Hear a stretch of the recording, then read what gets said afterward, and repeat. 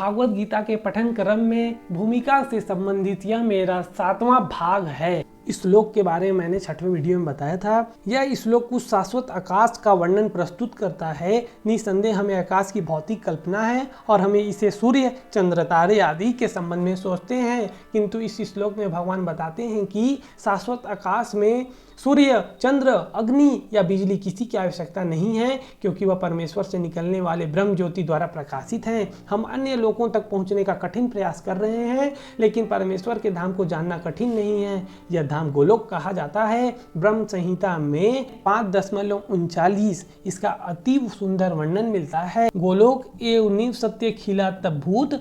भगवान अपने धाम गोलोक में नित्य निवास करते हैं, फिर भी इस संसार से उन तक पहुंचा जा सकता है, और ऐसा करने के लिए वे अपने सच्चिदानंद विग्रह रूप को व्यक्त करते हैं, जो उनका असली रूप है। जब वे इस रूप को प्रकट करते हैं तब हमें इसकी कल्पना करने की आवश्यकता नहीं रह जाती है कि उनका रूप कैसा है। ऐसे काल्पनिक चिंतन को निरुत्साहित करने के लिए ही वे अवतार लेते हैं और अपने श्याम सुंदर स्वरूप को प्रदर्शित करते हैं। दुर्भाग्यवश अल्पज्ञ लोग उनकी हंसी उड़ाते हैं, क्योंकि वे हमारे से बनकर आते हैं और हमारे साथ मनुष्य रूप में खेलते कूदते हैं, लेकिन इस कारण हमें यह नहीं सोचना चाहिए कि वे हमारी तरह हैं। वे अपनी सर्वशक्तिमान के कारण ही अपने वास्तविक रूप में हमारे समक्ष प्रकट होते हैं और अपनी लीलाओं का प्रदर्शन करते हैं, जो उनके धाम में होने वाली लीलाओं की अनिकृतियां होती हैं। आध्यात्मिक आकाश की तेजोमय किरणें मतलब ब्रह्म ज्योति में असंख्य लोक तैर रहे हैं। यह ब्रह्म ज्योति परम धाम कृष्ण लोक से उद्भूत होती है और आनंदमय तथा चिन्मय लोक जो भौतिक नहीं है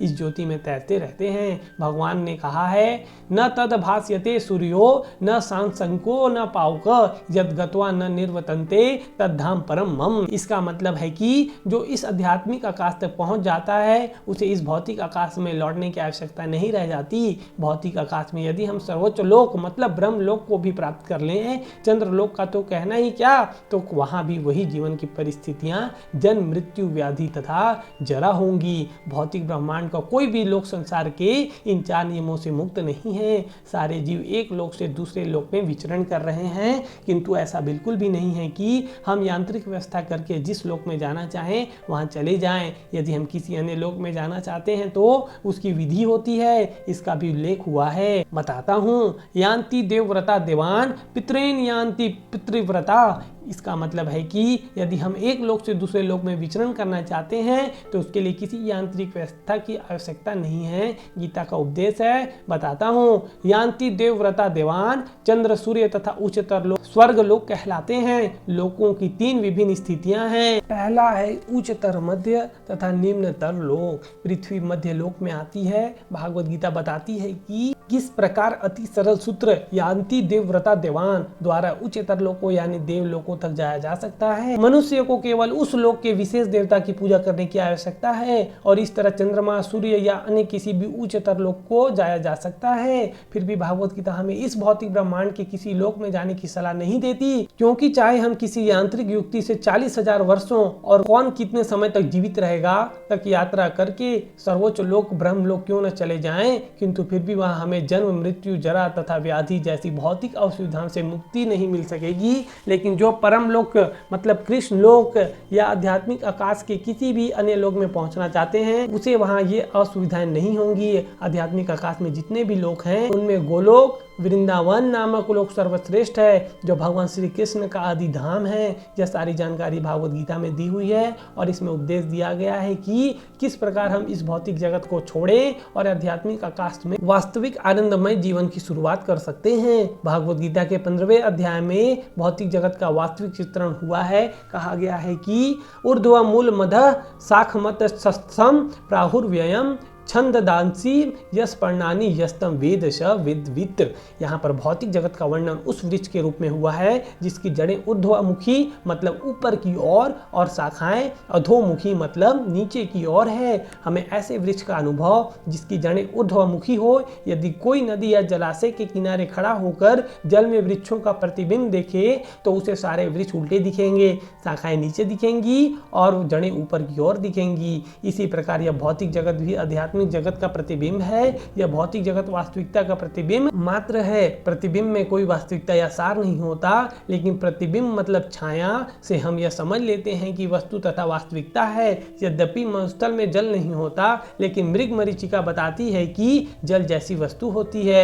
भौतिक जगत में न तो जल है न तो सुख है, लेकिन आध्यात्मिक जगत में वास्तविक सुख रूपी असली जल है। भागवत गीता में 15.5 भगवान ने सुझाव दिया है कि हम निम्नलिखित प्रकार से आध्यात्मिक जगत की प्राप्ति कर सकते हैं। निर्माण मोहाजित संग दोषा अध्यात्म नित्या विनिवृत्त कामा दृंदे विमुक्ता सुखुद खंस जंग्रज जस्था मूढ़ा पदम व्यायम त पदम व्यायम अर्थात सनातन राज्य सनातन धाम को वही प्राप्त होता है जो निर्माण मोहा है। इसका अर्थ क्या हुआ?